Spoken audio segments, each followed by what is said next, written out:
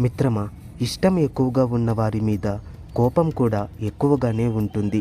ఎందుకంటే కోపం కూడా ఒక రకమైన ప్రేమే.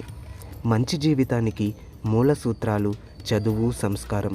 చదువు ఎప్పుడు తలదించనివ్వదు, సంస్కారం ఎప్పుడు పడిపోనివ్వదు. శ్వాస ఉన్నంత వరకు మనిషికి ఏదో ఒక సమస్య ఉంటూనే ఉంటుంది. ఏ సమస్య లేనప్పుడే సంతోషంగా ఉంటాను అనుకుంటే మనం సంతోషంగా ఉండేది ఒక్క సమాధిలోనే.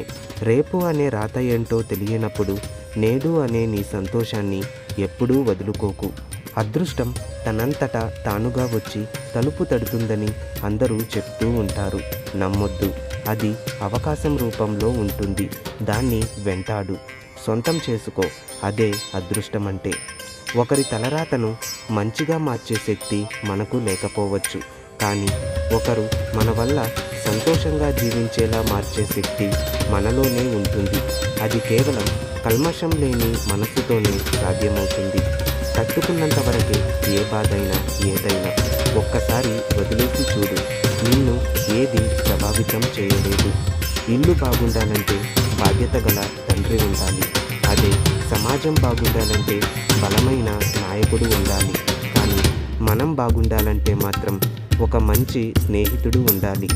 ఉన్నదానితో సర్దుకుపోవడం నేర్చుకుంటే జీవితం ఎప్పుడూ ఆనందంగానే ఉంటుంది. లేని దానికోసం ఆరాటపడుతూ ఉంటే జీవితాంతం కన్నీళ్ళే మిగులుతాయి. అందరూ అంటూ ఉంటారు కదా, కష్టంగా ఉన్నా సరే ఒంటరిగా ఉండడం మంచిదని.